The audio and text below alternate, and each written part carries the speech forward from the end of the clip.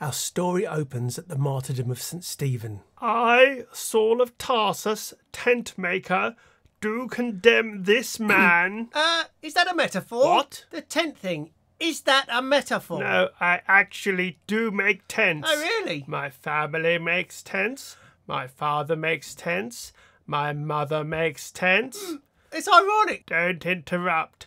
I'm building up to a brilliant joke about being in tents. It's ironic since you are part of what makes a big tent broad church. You've got ahead of yourself. I'm currently condemning Stephen to death. I'm more working for the no church sort of agenda.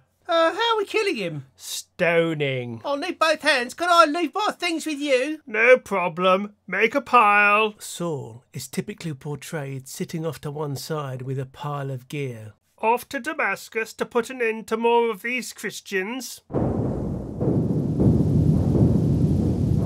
Why are you persecuting me? Well, I agree.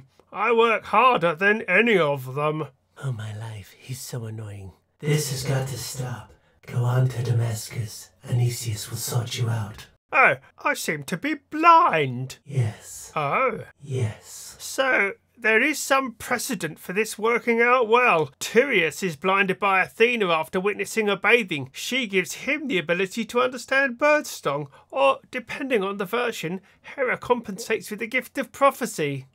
But in other cases, it's a sort of punishment for seeing too much. Yes, and you'll temporarily blind Elymas in due course. Will I? Your point being? I'm just saying, if you leave me in this state, you're risking sending a mixed message. Are you saying I don't know what I'm doing and why? Tush, no, nothing of the kind. We share the common aim of clarity and brevity. Can I check a few things before you go? So, you want me to support not martyr Christians? And Jews can be Christians? Yes. And Gentiles? Everyone. Even the uncircumcised people? Yes, everyone should hear my name. Even if you don't follow specific mealtime preparation? Yes, everyone. Okay, got it. Thank goodness I didn't ask about women. Paul begins a series of journeys, preaching, forming churches, getting beaten up, generally annoying everyone. He has to flee Damascus. As long as I don't have to be lowered in some form of basket over a city wall, everything will be fine.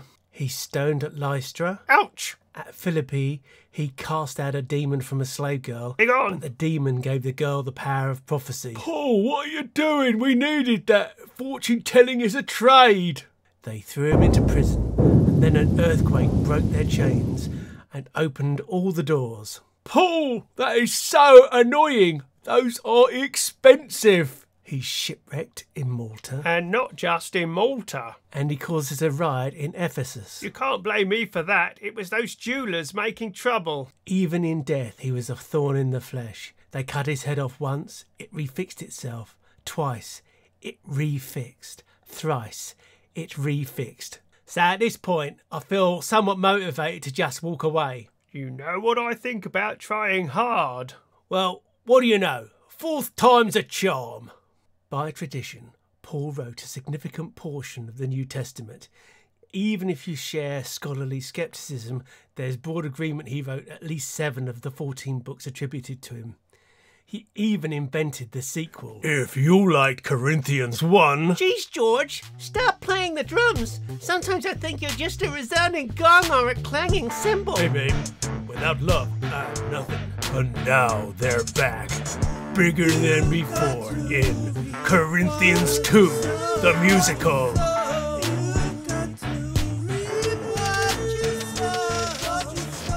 If you dip into the 7 undisputed books, the voice of Paul is obvious and distinct, but more than that, he's a poet of the first order.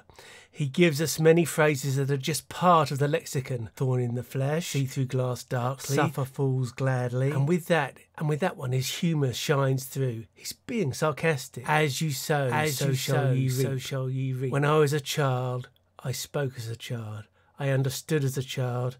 I thought as a child. But when I became a man, I put away childish things. And the greatest of these is And the love. greatest Of these is love. He's often identified as conservative, especially with regard to women's role in the church, but he spends a lot of time side by side with women. He name-checks Priscilla, Phoebe, Chloe, Junior, Julia, and it's not impossible that some of the specific hardline comments on women's ministry were injected later by other hands. His tone is often hectoring. He is annoying, but with his writing and his journeying, he's trying to put the early church onto a safe path. You can recognise Paul because he normally has a sword with him, often a very big sword. And he gets everywhere. He even regularly photobombs events where he definitely wasn't there, like the Ascension. I don't like to boast,